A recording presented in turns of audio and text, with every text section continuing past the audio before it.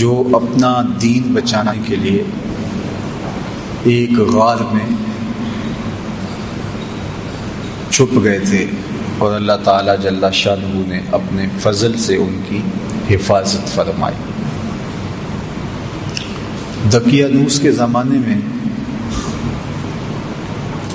ایک مقتل تیار کیا گیا،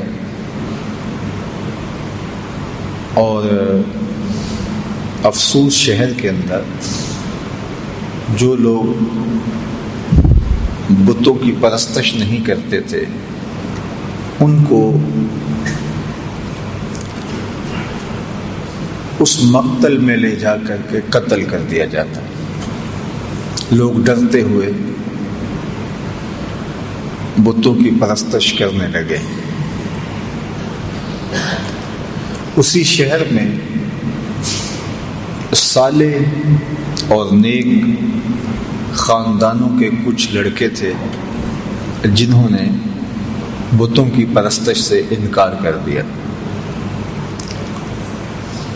بادشاہ نے ان کو بلایا اور کہا کہ تم اگر بتوں کی پرستش نہیں کرتے ہو تو تمہیں بھی مقتل میں لے جا کر کے قتل کر دیا جائے گا، لیکن تمہاری اٹھتی جوانیاں، ان فوان شباب، خوبصورت چہرے مجھے اس بات سے روکتے ہیں کہ تمہیں قتل کروں، لیکن میں اپنے فیصلوں کو صادر کرنے والا ہوں۔ البتہ تمہیں 3 دن کی مہلت دیتا ہوں، تم سوچ لو، ورنہ تمہیں بھی قتل کر دیا جائے گا۔ تو وہ نوجوان آپس میں مشاورت کرتے ہیں کہ کیا کیا جائے۔ کفر کو، بت پرستی کو تو کسی صورت میں ہم قبول نہیں کریں گے، دوسری صورت قتل کر دیے جائیں۔ راستہ یہ نکالا کہ شہر چھوڑ دیں اور کسی غار میں جا کے پناہ لے لیں۔ تو ان سب لڑکوں نے گھروں سے کچھ ضروری سامان لیا اور جا کے ایک غار میں پناہ لی۔ راستے میں ایک چرواہا ملا، اس نے کہا کہ تم کدھر جا رہے ہو؟ تو انہوں نے غرض بیان کی، تو اس نے کہا کہ یہ آفت تو میرے اوپر بھی آئے گی جب ہر شخص کو بت پرستی پہ مجبور کیا جا رہا ہے، تو چلو میں بھی تمہارے ساتھ چلتا ہوں۔ چرواہے کے پیچھے اس کا کتا بھی ان کے ساتھ ہو لیا، تو انہوں نے اس کتے کو ہٹانا چاہا۔ ظاہر ہے کتا ہے تو جب وہ اپنے ہم جنس کو دیکھتا ہے تو شور و غل کرتا ہے، تو یہ پکڑے جائیں گے۔ لیکن کتے نے بارگاہ عزتی میں عرض کی اور زبان حال سے کہا کہ میں کوئی ایسی حرکت نہیں کروں گا، آپ کی سنگت مجھے محبوب اور مرغوب ہے۔ تو ان کا کتا بھی ساتھ ہو لیا۔ تو اللہ تعالیٰ جل شانہ نے سورہ کہف کا نام اس غار سے رکھا۔ کہف عربی میں غار کو ہی کہتے ہیں، اور یہ غار کہاں ہے؟ رقیم وادی میں ہے۔ یہ رقیم وادی کہاں ہے اس کے بارے میں علماء کا اختلاف ہے۔ امام قرطبی نے لکھا ہے کہ یہ اندلس کے قریب جگہ ہے جہاں رقیم وادی ہے اور اصحاب کہف کا غار ہے۔ اصحاب کہف کے غار کے حوالے سے ایک زیارت گاہ ترکی میں بھی موجود ہے جہاں لوگ جاتے ہیں، اور ان لوگوں کا خیال ہے کہ اصحاب کہف کی غار یہ ہے۔ مختلف لوگوں نے مختلف چیزیں لکھی ہیں۔ بہرحال کہف غار کو کہا جاتا ہے، اور رقیم اس وادی کا نام ہے یا اس بستی کا نام ہے جس بستی میں یہ غار تھی۔ تو اللہ تعالیٰ جل شانہ نے قرآن مجید کے اندر ارشاد فرمایا،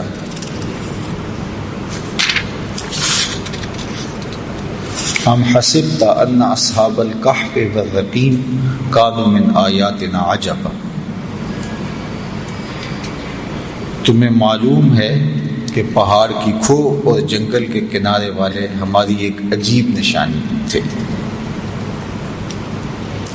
اب بادشاہ نے جب سختی کی کہ لوگوں کو بت پرستی پہ آنا پڑے گا، تو اپنا دھرم بچانے کے لیے، اپنا دین بچانے کے لیے، اپنا ایمان بچانے کے لیے یہ چند نوجوان تھے جنہوں نے فیصلہ کیا کہ شہر چھوڑ دیں گے اور اپنا دین بھی بچائیں گے اور اپنی جان بھی بچائیں گے۔ شہر نہیں چھوڑتے تو یا دین جائے گا یا جان جائے گی۔ اگر بادشاہ کی مان لیتے ہیں تو دین سے ہاتھ دھونے پڑیں گے، اگر نہیں مانتے تو جان سے ہاتھ دھونے پڑیں گے۔ تو تیسرا راستہ یہ نکالا کہ دین بھی بچ جائے اور جان بھی بچ جائے۔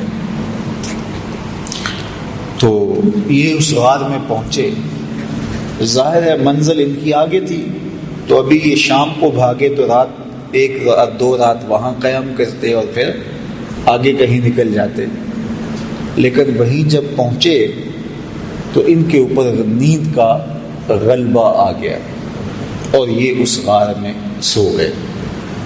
جو ان کے ساتھ کتا چلا تھا وہ بھی غار کے دھانے پر بیٹھا، تو کتا بھی آغوش نیند میں چلا گیا اور یہ سوئے رہے، حتیٰ کہ 309 سال تک یہ نیند میں رہے۔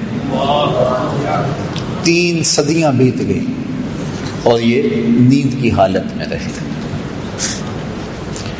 اور اللہ جل شانہ نے ان اپنے پاک باز بندوں کے لیے اہتمام یہ کیا کہ ان کو بھوک اور پیاس بھی نہ لگی۔ انسان کو جتنی مرضی گہری نیند آئی ہو، جب بھوک لگتی ہے، جب پیاس کی شدت ہوتی ہے تو پھر انسان جاگ پڑتا ہے۔ تو یہ الوہی اہتمام تھا کہ اللہ جل شانہ نے ان کو بھوک اور پیاس بھی نہ لگنے دی کہ یہ جاگ پڑے۔ انسان باہر سے شور سنتا ہے تو شور کی وجہ سے بھی جاگ پڑتا ہے۔ تو اللہ تعالیٰ جل شانہ ارشاد فرماتا ہے فَضَرَبْنَا عَلَىٰ آذَانِهِمْ فِي الْكَهْفِ سِنِينَ عَدَدًا، اور ہم نے اس غار میں ان کے کانوں پر گنتی کے کئی برس تھپکا دیے، کانوں پر تھپکا لگا دیا کہ کوئی نامناسب آواز جو ان کو بیدار کر دے وہ بھی ان کے کانوں تک نہ جائے۔ اتنا عرصہ انسان ایک کروٹ پہ پڑا رہے تو پھر عضو بدن ساقط ہو جاتا ہے، لیکن اللہ تعالیٰ قرآن مجید میں ارشاد فرمایا وَنُقَلِّبُهُمْ ذَاتَ الْيَمِينِ وَذَاتَ الشِّمَالِ، ہم ان کی کروٹیں بھی بدلتے رہے۔ یہ سوئے رہے اور ہم اپنے فضل سے، اپنے کرم سے ان کی کروٹیں بھی تبدیل ہوتی رہیں۔ اللہ اکبر۔ اب ظاہر ہے کوئی وہاں سے گزرا ہو اور وہاں ان کو دیکھا ہو تو ارشاد فرمایا وَتَحْسَبُهُمْ أَيْقَاظًا وَهُمْ رُقُودٌ، اور اگر کوئی ان کو دیکھے تو یہ لگے کہ یہ جاگ رہے ہیں حالانکہ یہ سوئے ہوئے تھے۔ اور پھر یہ بھی ارشاد فرمایا وَتَرَى الشَّمْسَ إِذَا طَلَعَتْ تَزَاوَرُ عَنْ كَهْفِهِمْ ذَاتَ الْيَمِينِ وَإِذَا غَرَبَتْ تَقْرِضُهُمْ ذَاتَ الشِّمَالِ وَهُمْ فِي فَجْوَةٍ مِّنْهُ۔ یہ جس غار میں سوئے پڑے تھے تو جب سورج وہاں سے گزرتا تو ہم سورج کو تھوڑا سا دائیں بائیں کر کے گزار دیتے تاکہ ان کے غار میں دھوپ کی وجہ سے بیداری نہ ہو۔ کیسا نیند کا اہتمام کیا گیا، کہا کانوں پہ تھپکے لگا دیے اور تاکہ شور ان کو نہ اٹھائے، اعضاء کہیں جامد نہ ہو جائیں، ہم کروٹیں بدلتے رہیں، دھوپ کی شدت کی وجہ سے گرمی سے کہیں بیدار نہ ہو جائے، ہم نے نظام قدرت کو بدل دیا، نظام فطرت تبدیل ہو گیا۔ یہ کوئی حدیث ہوتی تو شاید کوئی اس کو ضعیف کہہ کے انکار کر دیتا کہ تم اللہ کے ولیوں کے بارے میں اتنی بڑی بات کر رہے ہو، نظام ہستی تبدیل ہو گیا۔ لیکن یہ قرآن ہے، کوئی انکار بھی نہیں کر سکتا۔ اللہ اکبر۔ وَتَرَى الشَّمْسَ إِذَا طَلَعَتْ تَزَاوَرُ عَنْ كَهْفِهِمْ ذَاتَ الْيَمِينِ وَإِذَا غَرَبَتْ تَقْرِضُهُمْ ذَاتَ الشِّمَالِ۔ کہا ہم نے سورج کے رخ کو بدل دیا، وہ آتا سیدھا، لیکن جب غار کی جگہ آتی، ان کا پہاڑ آتا، تو یہ سورج تھوڑا سا خم کھا کے گزر جاتا۔ اللہ اکبر۔ اور پھر ارشاد فرمایا وَكَلْبُهُمْ بَاسِطٌ ذِرَاعَيْهِ بِالْوَسِيدِ، اور ان کا کتا جو ساتھ چلا تھا وہ کلائیوں کو پھیلا کر کے غار کی چوکھٹ پہ بیٹھا ہوا ہے۔ یہ بھی ایک اہتمام ہے، کوئی چرواہا گزرتا ہوا آئے تو وہ کتے کو دیکھ کر کے جو ہے وہ سائڈ پہ ہو جائے، اور کوئی جانور آئے، کوئی موذی جانور بھی تو 309 سال کا عرصہ بیت گیا، کئی موذی جانور آئے ہوں گے، گزرے ہوں گے، کتے کو دیکھ کے وہ بھی رخ بدل لیں، پہرے دار بھی بٹھا دیا۔ اللہ اکبر۔ یہ عرصہ بھی 309 سال کا۔ اور ارشاد فرمایا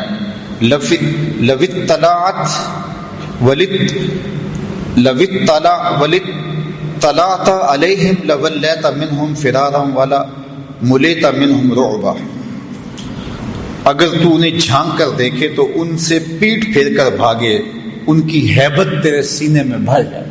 ہم نے وہاں ایک خوف بھی رکھ دیا کہ کوئی اندر جھانک کر دیکھنے کی ہمت بھی نہ کر سکے۔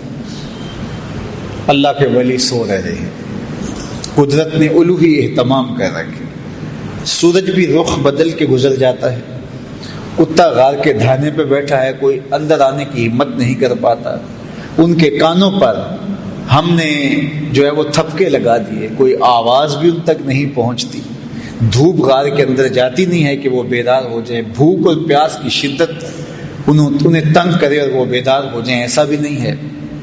اور وہاں ایک رعب رکھ دیا، ایک خوفناک منظر تھا وہاں کہ کوئی وہاں جاتا تو خوف سے آگے نہ جاتا، ایک رعب دل میں پیدا ہوتا تو وہ بھاگ جاتا۔ اور وہ کتنا عرصہ سوئے رہے وہاں؟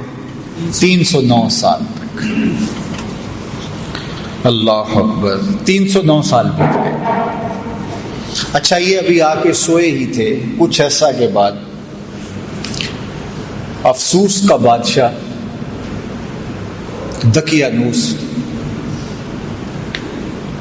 مر گیا، اور اس کی جگہ اس کا نیا جانشین آیا، وہ مرا، پھر دوسرا جانشین آیا، اس کا انتقال ہوا، پھر تیسرا، چوتھا، پانچواں، حتیٰ کہ وہ سارا نظام بدل گیا، اور بیدروس کا زمانہ آ گیا،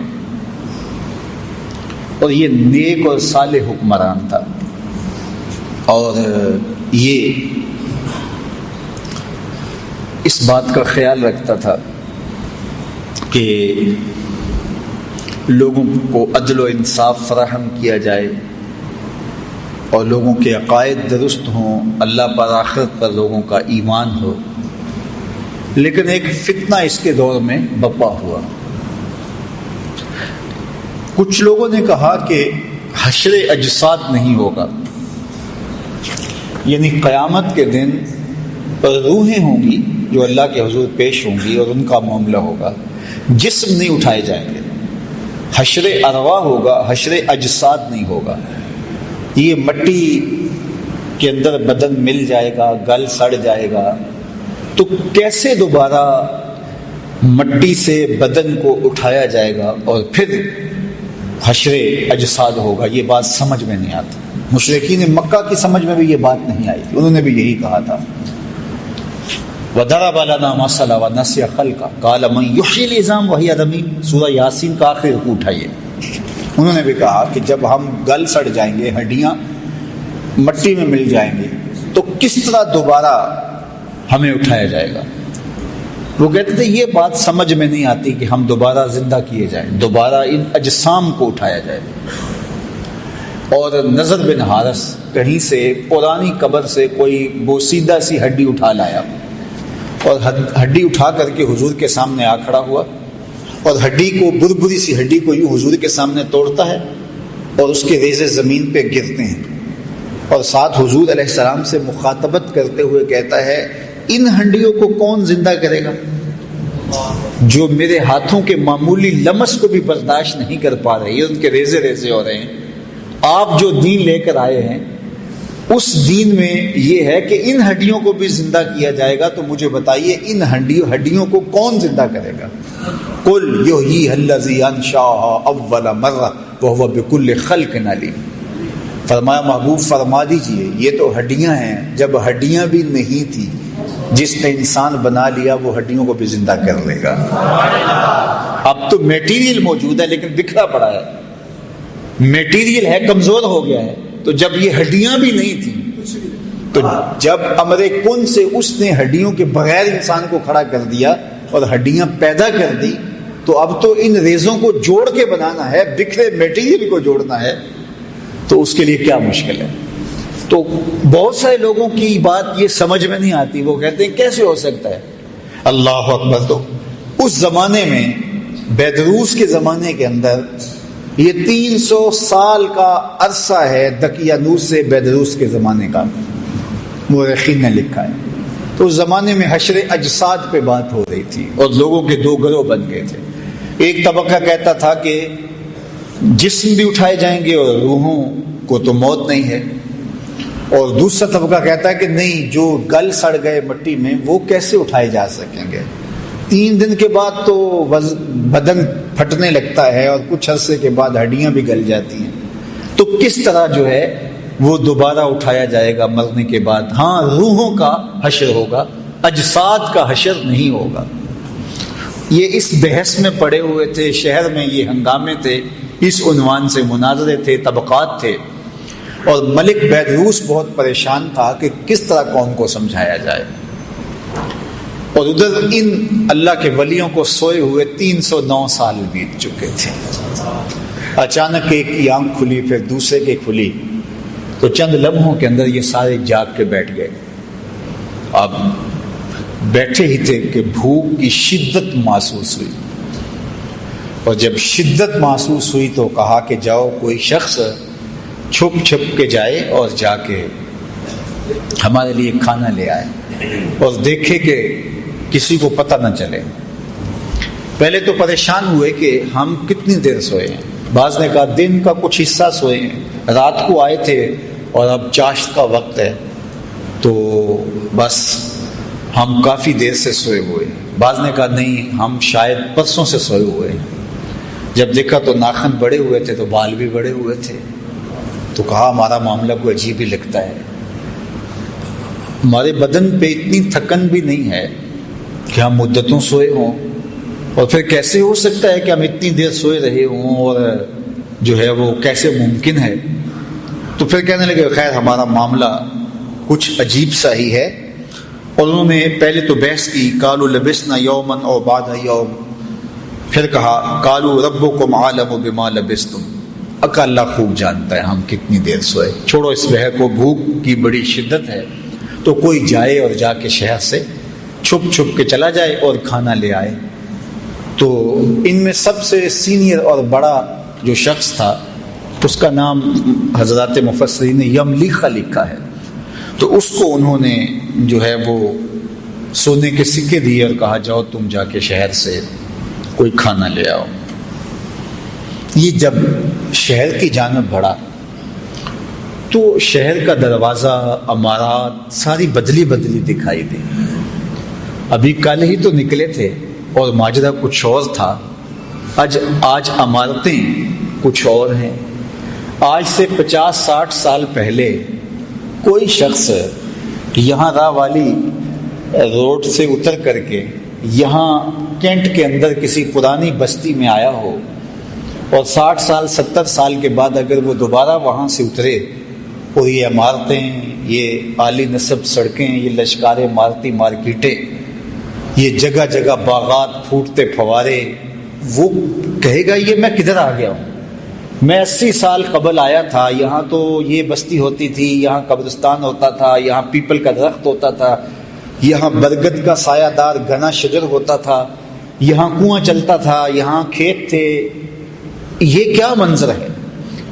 تو اب اس بات کو تو 300 سال گزر گئے تھے، تو حضرت یملیخہ جب داخل ہوئے شہر میں تو شہر کا نقشہ ہی بدلا ہوا ہے، لیکن جب لوگوں کو دیکھا تو شکلیں وہی تھی، ملتی جلتی۔ خیر، ایک عجیب حیرت ہے، ایک نانبائی کی دکان پہ گئے اور اس سے کھانا طلب کیا، انہوں نے کھانا دیا تو انہوں نے جب اس کو سکے دیے تو وہ حیرت زدہ ہو گیا کہ، اور غور سے دیکھا، کہا یہ تو دقیانوس کے زمانے کے سکے ہیں۔ اس کو لگا کہ اس کو کوئی پرانا خزینہ ملا ہے، پرانا کوئی خزانہ ملا ہے، اور انہوں نے کہا کہ یہ تو دقیانوس کے زمانے کے ہیں۔ تو اس نے کہا کہ یہ دقیانوس کا زمانہ نہیں ہے۔ کہا وہ تو 300 سال ہو گئے اس دنیا سے کوچ کیے ہوئے اس کو۔ تو کہا کہ یہ کیا تم بات کر رہے؟ اس نے کہا تم کیا بات کر رہے؟ تو جب جھگڑا طول پکڑتا ہے تو بازار کے لوگ جمع ہو جاتے ہیں، حتیٰ کہ کوتوال شہر بھی آ جاتا ہے اور پکڑ کے بادشاہ کے دربار میں لے جاتے ہیں کہ یہ نوجوان عجیب باتیں کر رہا ہے۔ کہتے میں یہ تم کیا بات کر رہے ہو، اس کا ذہن ٹھیک ہے، کیا ماجرا ہے؟ تو بادشاہ نے اس کو کہا کہ کیا ماجرا ہے؟